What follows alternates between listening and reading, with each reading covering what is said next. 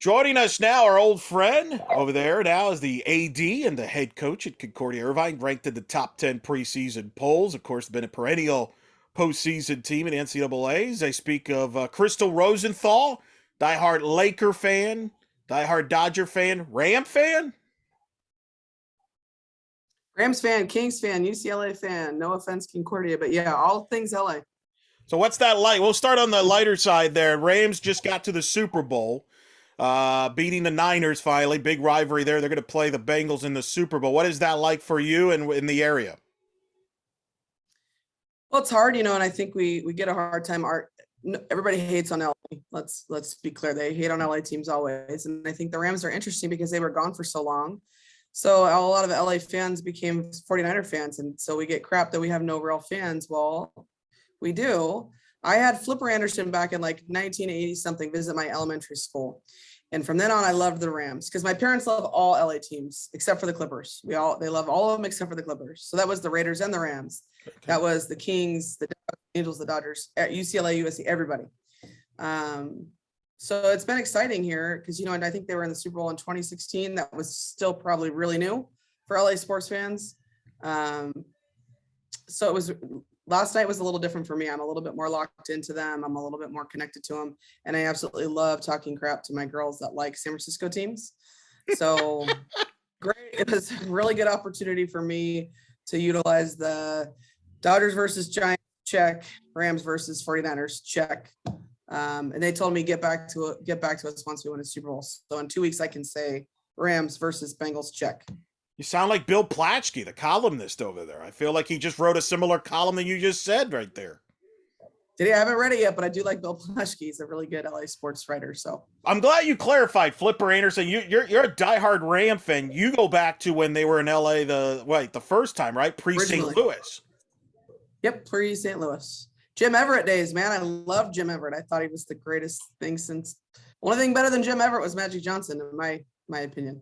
Wow, that's high praise. That's high praise there. I really love Jim. I like Jim Everett. Have you been to the new stadium, SoFi, yet? No, to be honest, truth be told, I've never been to a pro football game in my whole life, which is very odd. My brother now has season tickets at the Raiders in Vegas because he was a Raider fan from the beginning and is now still. I heard SoFi is amazing, so I'll get to it. But it's I have my lucky seat. I can't leave my lucky seat when we're in the playoffs, especially. I got a lucky seat, so I got to stay there. Is this lucky seat for all your teams, or just specifically the Rams seat? Like, how do how does that all work? My teams, and if I could sit on that seat, yeah, it's for all my teams. And if I can sit on that seat during my own softball games, I would, to be honest, because it's lucky. So if I could sit there during Concordia games, I would probably do that. We'll revisit that a little later on. But speaking of your team, let's talk about your team a little bit. Great year last year, 34 wins under the unique circumstances that we all dealt with. You get to the regional final in that West region, end up losing to Biola, who ended up being within one win away of the national championship. When you look back at last year, what comes to your mind? Odd year. Honestly, to do what we did, I think pretty incredible because we had to play both Azusa and Biola 12 times just in regular season. So that was very difficult. Both really good teams. And for Azusa, actually was probably one of their better teams. And just unfortunately for them, had to play the two of us over and over and over again. And then I think we as athletic directors kind of got to a point where we were going to do what we were going to call like a conference tournament where each pod winner was going to come together. So getting through that, so winning our pod and then getting through a pod championship, then hosting again, and then getting beat the first game and then coming all the way back and getting to the IF game, I thought was a pretty valiant effort from my club. It was a hard year to kind of get through and get back into it, but I think proud of what we did. A little bit surprised that we were able to pull that off, and yes, would have loved to take that 2-1 victory our way in that final game of the West region, but just didn't go our way. And hats off to Biola. I had an incredible year, obviously, but proud just because I know all that went into it. Anybody that was able to compete last year should probably have felt the same way. Like just happy to have had a chance to do it again. What was it like for you from the standpoint as a coach and as an administrator? Because you're balancing a lot of different things. on and off the field last year with your team and making sure everybody's safe and everybody's on the field. Yeah, I would say coaching, it's a little bit more stressful. Like, so when you're an athletic director, you put policies in place, and yes, it affects you, and yes, it extends to each one of your student athletes in your program. But when it's your own team and you're representing that particular program, it's a little bit more stressful week to week as your results are coming back. And I think managing that, I'm the kind of coach that even for the other team, I never want anyone to get hurt, of course, on anyone's team. I don't want anyone to miss time. I want to place somebody else on their best terms as well as I want my team to be on their best terms. So I didn't really want to go into regionals and have people have COVID that couldn't play, because then you're not playing someone at full strength. So I think it was a confusing time. I think Concordia Irvine did a great job of getting ahead and making a plan that we could sustain. Now we've pivoted a little bit because that plan changed since a new variant came out, right? Because it's got a little bit more contagious. But it just adds a layer of stress, I think, and adds a layer of uncertainty for 18 to 22-year-olds. They don't do well when they can't be told exactly this is what's coming. So it was hard. It was hard. It's annoying, to be honest. But it's necessary to keep everybody safe and follow your mandates and kind of do your thing. So I think it's kind of been a whirlwind, to be honest. I'm like everyone else ready for COVID to have moved on. But I think for me, the most is it's unfortunate how many people have been affected by it, because that's real, right? People have lost people. People are experiencing sickness from it still. So wherever you fall on the idea of what you think about COVID, that's the truth. And so that's always my first concern is, doing our best to keep people safe, and then doing our best to keep people in their normal activities for their mental health reasons. You took over as athletic director in 2020. When we had you on last time, we talked about, wow, what a time to get on board from an administrative side with everything's going on. I'm curious, what have you learned about yourself here since you took over here in the last couple of years? I think I'm probably crazy. I said yes to this. I did learn that. I probably knew that a little bit. But in all seriousness, I learned that what I thought I valued, I really do value. And when I get up against the wall and it gets a lot harder for me and like a lot more inconvenient in my day to day, because this added job is a full-time job and then some without COVID, right? The athletic director position. But I found out about myself that I really value what I do for a living. I really appreciate the opportunity to coach and interact with student athletes. I really love Concordia Irvine, and that was reiterated for me at all levels now.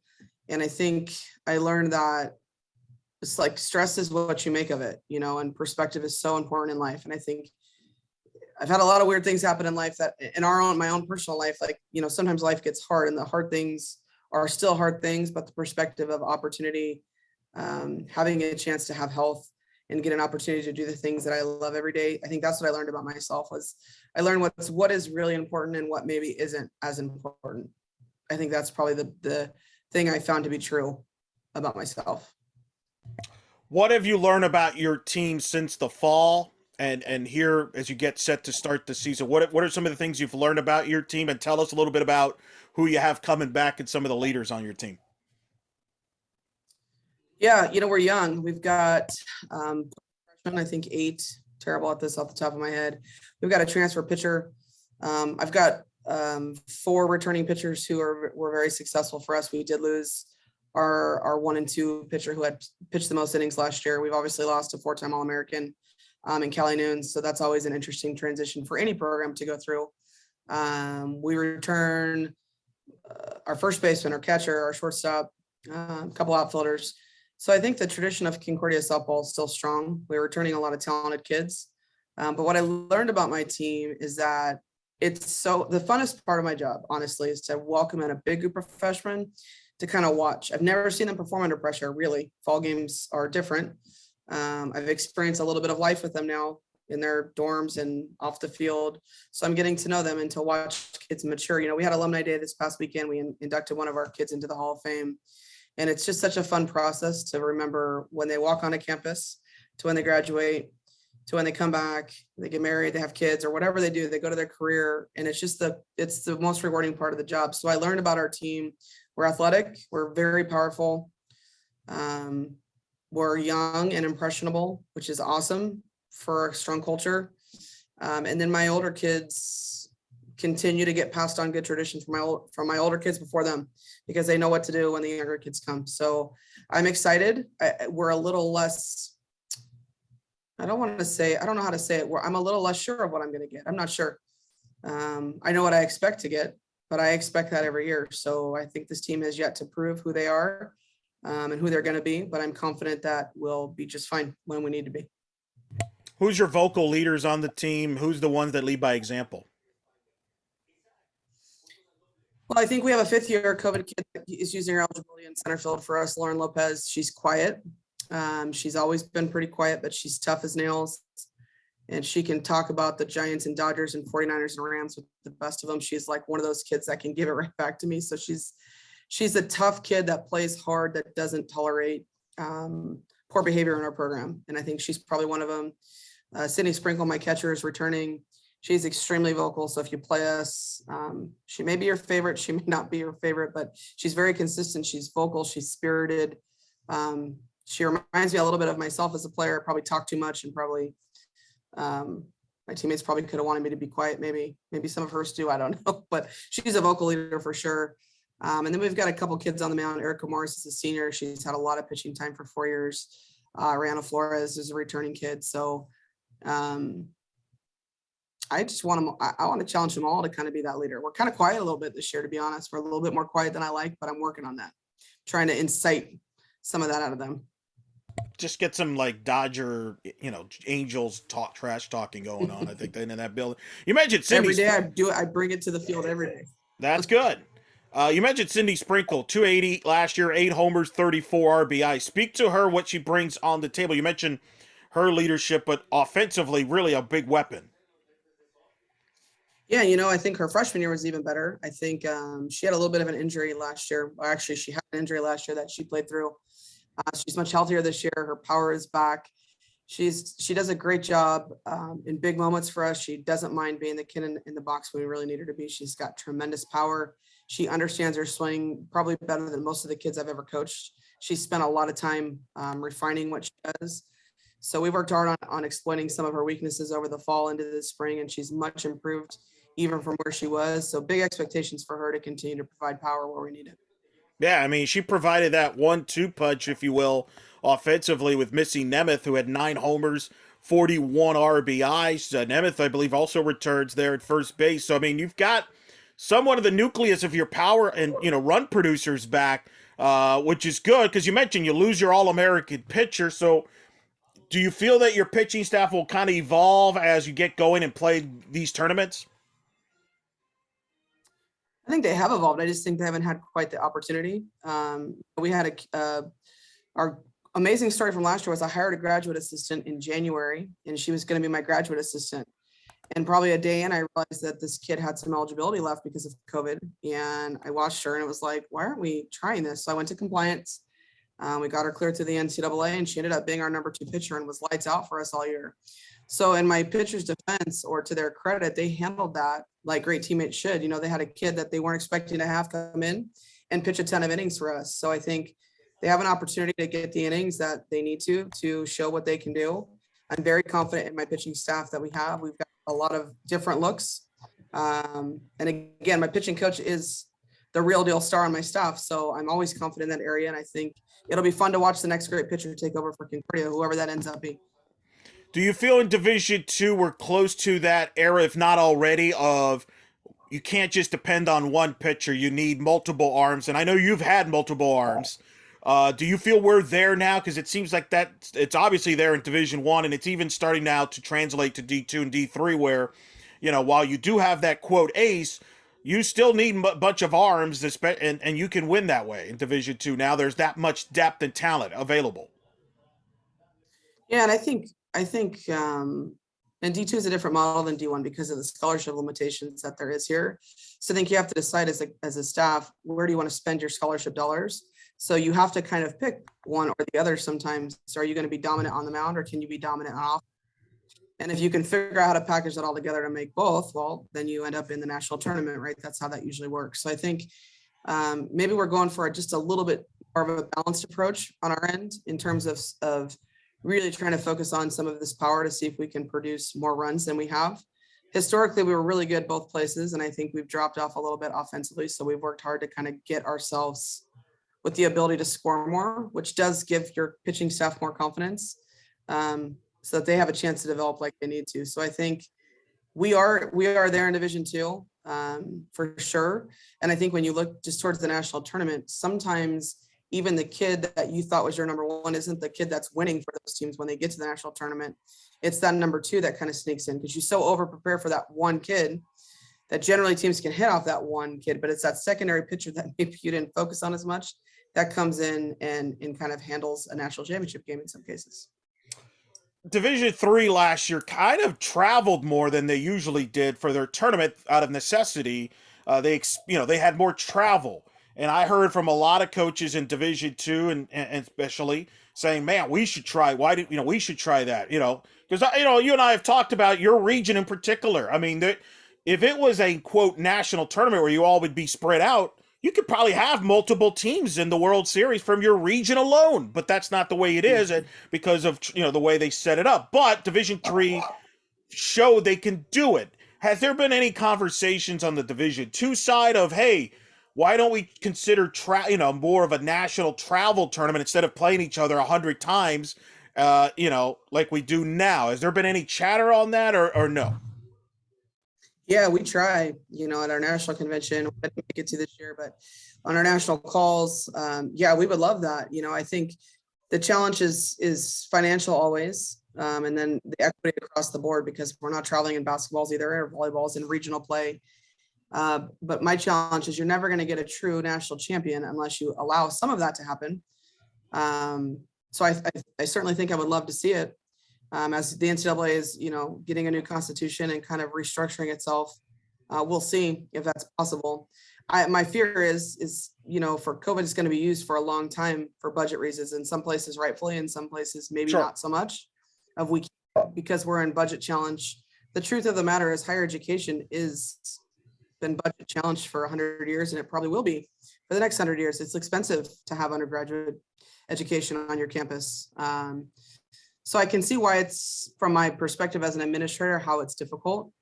But my desire as a coach is 100% what I love to be able to get out of the West region and see what we could do at a national level. It would be awesome. Yeah, and no one is saying, hey, let's ship the West Coast team out east and things like that. We're not calling for that, but I thought Division III did a very good job in their circumstances, experimenting with it and saying, hey, look, we could travel a little bit, but not go crazy. At least create some unique matchups that, not the predictable matchups that you're going to see on the normal regional side. Obviously, there's a financial side that you brought up. You mentioned, obviously, the NCAA and all that. Where do you see Division II going? Because there has been a lot of talk about the NCAA, what's going to happen in the future with Division I, II, III, etc. From your perspective, where do you see Division II? Do you see some changes coming down the road? Do you see status quo, a little bit of both?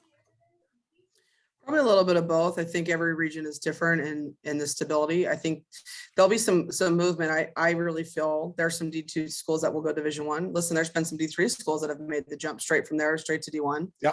But I also believe, and I know this is off no basis of any truth other than my own, that you'll see some mid-major D1s consider maybe moving back down to Division II for simple cost. The NIL stuff, all that stuff has some implications that just some schools can't afford to keep doing what they're doing consistently like this. And these conferences are moving and leaving some people kind of on their own on islands as these conferences realign and regenerate. So I think Division II probably is one of the best places to be right now, in my opinion. If you're a mid-level school that doesn't make, $20 million trillion off your football program, I think it will stay status quo in the way that there is an expectation of balance for your student athlete in Division II. So I think there's always going to be a place for it, and I think it's on solid ground. But I think there'll be some shifting in some other places that will affect Division II, in my mind, positively. It's a great point you bring up with college realignment in Division I. It does affect Division II, because you've seen Division II programs already now committing to making the jump to Division I. And we all know this is football related, and a lot of these cases are the reason why the moves are happening. But I think of a league in Division I like the West Coast Conference, which is going to lose BYU for example, to the Big 12. So what happens to them? They might be plugging teams from the West Coast, from either Division One or it could be Division Two. Who knows? You're right. It's an interesting impact on the changes there. And you're right. There's a lot more chaos right now in Division One. You mentioned name, image, likeness. That's a hot topic and all that. As from afar, how do what do you see there? Because you're an administrator as well, seeing all that going on in Division One and the impacts on Division Two. Well, it is interesting because once you lose in the West Coast Conference is interesting. Once you lose your big football member, it's hard because those schools are also very unique. Has to be a fit for both places. So we've got a lot of Division II Cal State schools in California. And we also have a lot of Division I Cal State schools. So there's kind of a place for each. And I would say in the West Coast Conference, those schools are unique in their academic reputation. It's kind of like the Ivy League of the West Coast, minus Stanford. Very unique schools with, pretty large endowments in really expensive areas, beautiful schools, great academically, huge reputations. So it leaves them in a unique spot of where do they fall in line with that. So I think it's just like when we transition from the NAI, everybody thinks it's catastrophic, it's going to be the end of the world. And then people kind of fall in place and figure out how this best works for your institution. I think what you'll find is that this COVID, not only COVID, but then the NCAA kind of realigning. Most athletic departments and universities are trying to look at their place in both of those markets. What is our place athletically? Are we in the right place? Should we relook at who we are and what we're doing? And then how do we use this, leverage our athletic department moving forward, whether it's enrollment or it's advertising or it's branding or whatever that it is for you, so that we can move forward for the next 100 years before the next thing happens, right? So I think it's a positive, even though it's been very challenging and nobody wanted this to be where we were from a pandemic, worldwide pandemic, but we institutionally have looked at this like a chance to, let's regroup. Where are we? Are we where we should be in terms of numbers and roster and all those things? And how do we make sure we're solid moving forward? So I know most schools are doing the same, which is helpful, really. Talk about the schedule. What was it like making the schedule this season, especially with some West Coast programs back playing this year for the first time that they didn't get to play last year? So what was it like, creating the schedule this year? Was it challenging? Was it easier? Was it similar, normal? What was it like? It's always challenging in the West region to schedule, especially in our Pac-West conference, because the conference we're closest geographically to is the CC2A, and they have so many in-conference games. So it's very challenging to find an opponent to play you an out-of-conference game without traveling. So also because we travel so much in our conference geographically, it is very expensive to play our conference schedule. So the 3 locations you can travel to in our conference, Hawaii, San Francisco, and Orange County, LA County, are probably the 3 most expensive places in the world that you could have to go. So I think it's always challenging for us because we are hoping to God that people will travel to us, right? And then working through getting opponents on our schedule that we think may help us from a regional standpoint if we should be so lucky to succeed in the end of our season. So it's hard. We're hosting a big tournament to start with this weekend, opening weekend, and we're going to travel to Tucson for our second weekend. And then play a ton of conference. That's really where we're at. That's kind of our, we've got a tournament middle of the year, like a crossover with the GNAC, the CC2, and the Pac-West. So we are not in the middle of the Midwest or in the South where there is a lot of options where you can play. So that's where the West is a little bit in not the greatest position because just our geographical challenge and just amount of teams that we can play is limited. So it's a difficult every year to schedule for us. Well, you make a great point. I've spoken to coaches in the D1 level where they said, last year they found out, they took for granted some of the tournaments that weren't played because of COVID. Like Division I, they didn't play Mary Nutter, they didn't play Judy Garman, and it affected them how they were able to perform. It affected their resume, which in a result affected their seedings. From your standpoint, does it feel good to have tournaments again, to play different teams to that extent? Yeah, yes. The worst part of last year was playing the same person over and over again. That was the most challenging part for my kids, for our staff, for everybody, for the other teams we played. So to get it again, that's why I say the gratitude of the opportunity to compete and let the chips fall where they may. And equally feels bad for the programs that didn't get to participate. That wasn't what they wanted. They wanted to play too, and to have to sit around for a year. and not get a chance to play. I just look at the rankings, and I love to be recognized in rankings. I think we've talked about this before.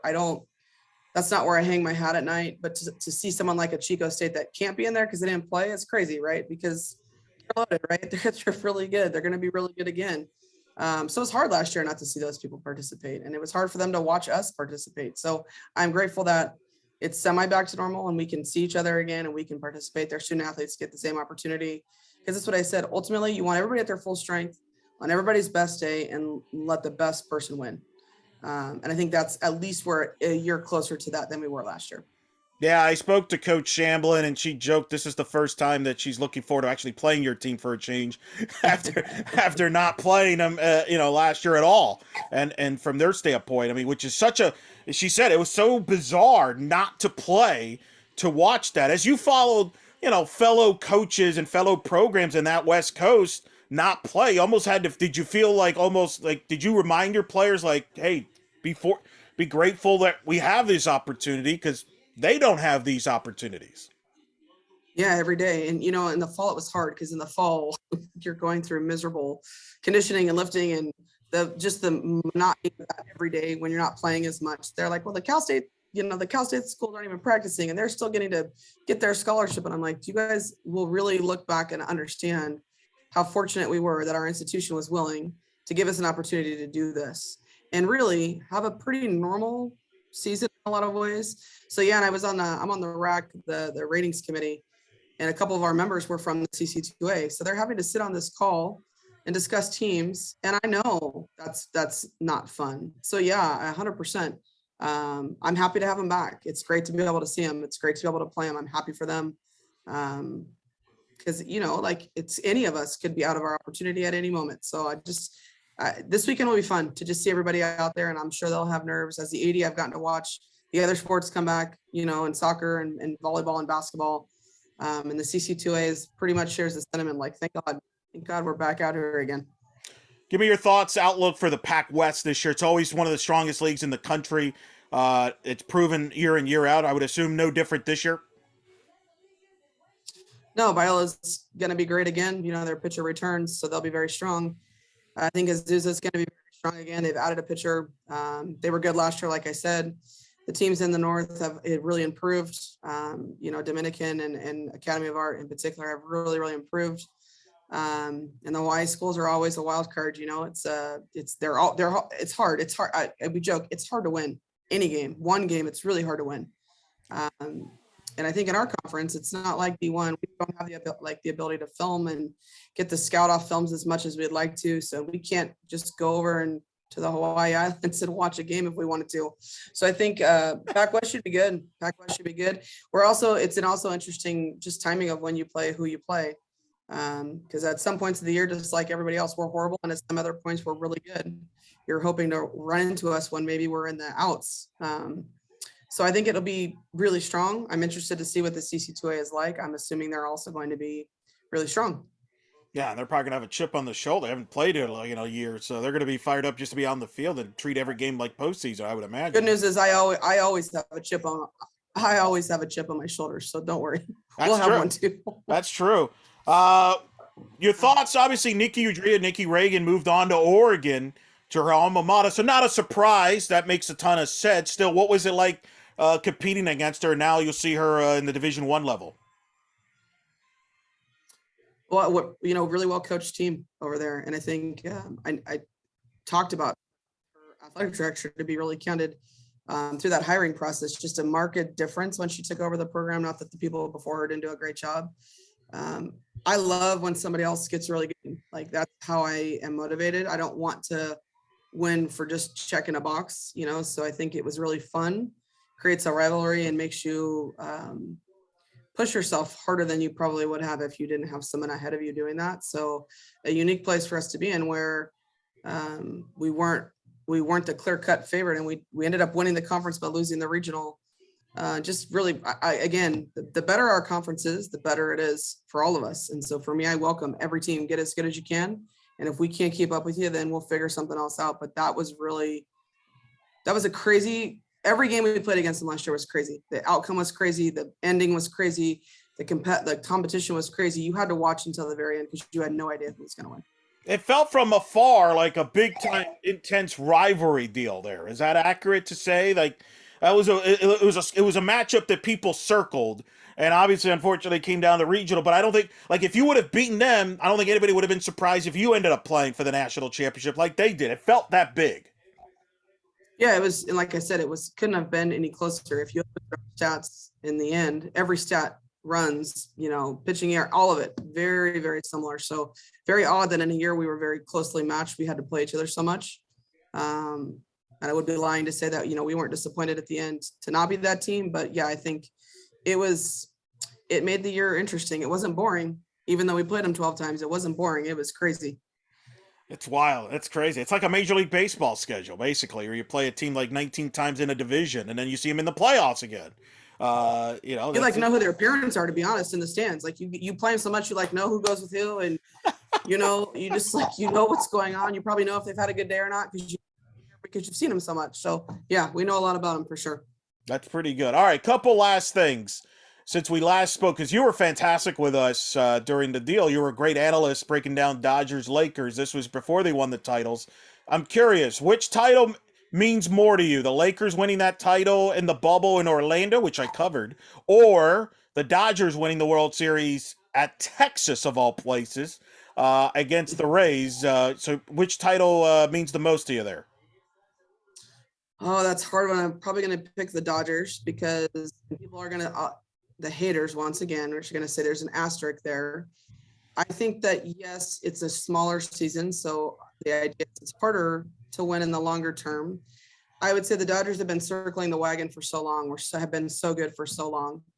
And baseball is such a rhythm sport, I think, and I think to be able to do that in the shortened season, then to win in the playoffs and not ever have fans in a game that's already a little bit boring sometimes, I think is a little bit more impressive. And I really felt like they earned it. I love Mookie Betts, and that was his first year with the Dodgers, and it was so awesome to get to watch. I mean, he makes every game exciting.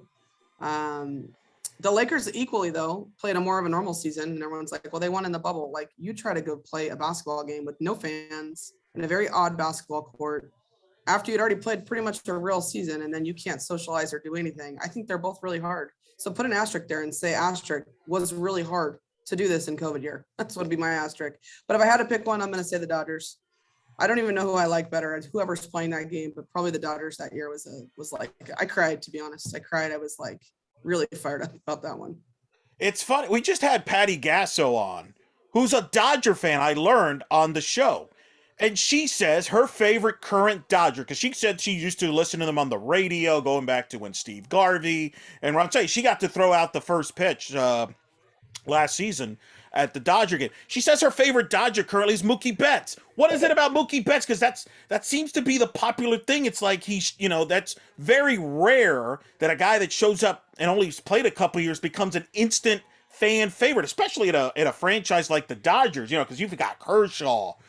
Cody Bellinger's been there forever, but Justin Turner. But yet Mookie Betts has grabbed a lot of Dodger fans, fan support and love for it. What is it about Mookie there? Well, I just want to clarify. Kershaw is my favorite, but Mookie is a very close second. It's the way he plays. First of all, he's a great athlete, right? So he's really good at making extraordinary plays that nobody really appreciates because he does it so often. In the World Series run, he made 3 or 4 catches that no other right fielder in the game could have made. And just he's very humble, but he's very entertaining to watch. And he's perfect fit for LA. You just watch him at the Rams game. They show him at the Rams game. He's a perfect fit. He embraces the attention, not even the attention. He embraces the pressure that it brings. He plays hard every single game. He does well in the clutch. And he just simply seems so likable, and I love watching him. Once he makes a great play, his reaction is just so authentic. And that's what draws him to me. I love players like that just lay it out there and they're okay with, it's like Kobe. You're okay with making the big shot because you're okay with missing the big shot. And that's a rare athlete to find. And that's kind of what Mookie's like. He can take responsibility when he can't, and he takes responsibility when he can. And he's just good, man. He's really good. Hey, yeah, no, makes sense. Everybody I talked to, big Mookie fan there. Is Kershaw coming back? Oh, I really hope so. I don't know. It's hard to say. I would love to say yes. He's one of the few guys. I'm a team fan more than an individual like athlete fan. So usually once you leave my team, I'm like, man, wish you well, but don't want to cheer for you anymore. He would be my one exception, probably, that no matter what he does, he's done all he can do for the Dodgers. So no matter what he does, I'm a Kershaw fan. I just hope, I'm a loyalist at heart. I hope he stays and finishes out here. I really do. But we'll see. I think it's like 50-50. Yeah, they got to get back on the field. So, what is it about? Every time we talk, the baseball's in a lockout. They're negotiating. Like, good Lord, can they get them going on the deal there? Plus, we need to get you out to our first pitch at a Dodger game. Like, we need to make this happen. Like, I don't know who we got to talk I'm to. gonna call Patty and say, man, maybe I need to talk to Patty. Maybe she's got a hookup. She can connect me. Maybe I need, you know what? Forget that. Because you know what? If I want to throw out the first pitch, then I win something again. So if I win something again, I'll reach out to Patty and see if I can get myself on that field.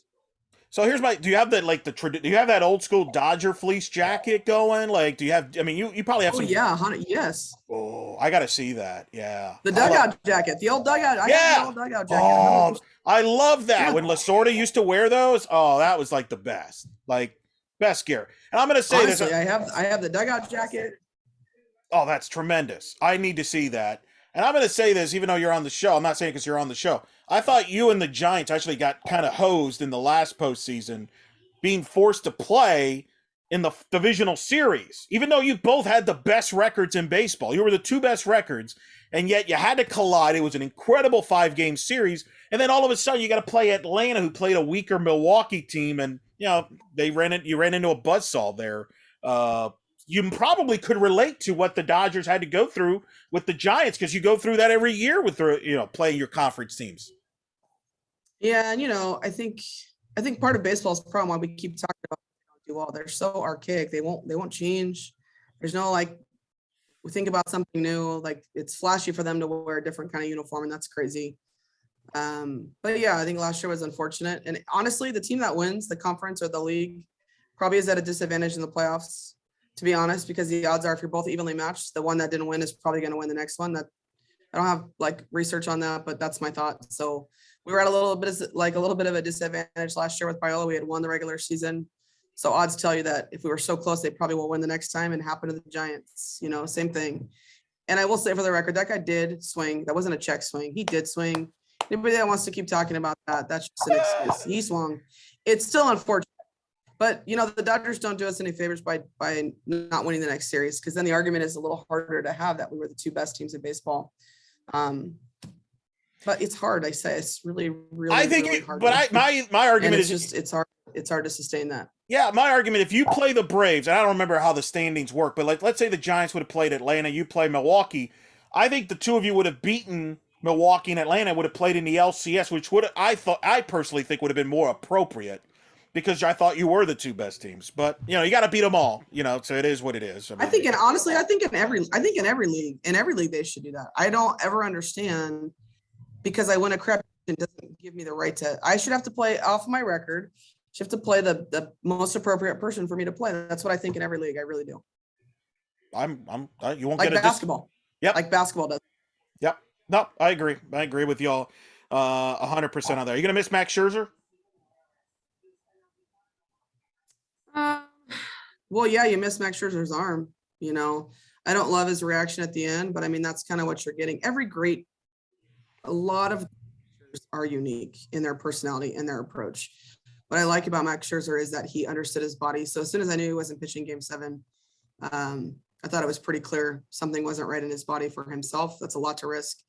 One of my former players married a Major League Baseball player that plays in the Cardinals, and we were at a wedding right after the Cardinals lost to the Dodgers in that playing game.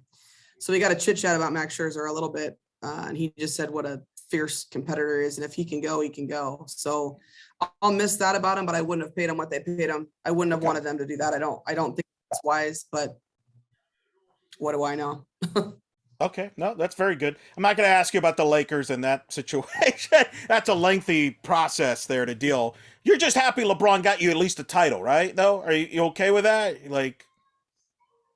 Yeah, I think the same thing. I think people just assume because you spend a lot of money and you put all these, it's like the Rams. Well, you guys, because you guys spend the most. That really, I don't know how someone can fault a team for wanting to give you the best opportunity to win if you can financially afford it. If you can do that, I think that's what every fan would want for their team. It doesn't guarantee you're going to win because so many other things go into that. So the Lakers concept of putting all these older stars on a team, I could see why you do it. It's just when it pans out and it doesn't work, then it's tough to like be okay with that. But that was the reality. She took a risk and the risk didn't pay off. But you at least can't say they didn't try. They try every year. They try to put a product out there every year to win. So for me, I tell people, yeah, it's easy to hate us because we spend money. Sorry, it's called capitalism, and it's what this country is based on. So we're trying to win every year and put a great product on the field, and I'll take it. Just like the Rams are a win away from the Super Bowl. Who's your favorite current Ram? Cooper Kupp? Ooh, I like Cooper Kupp, but probably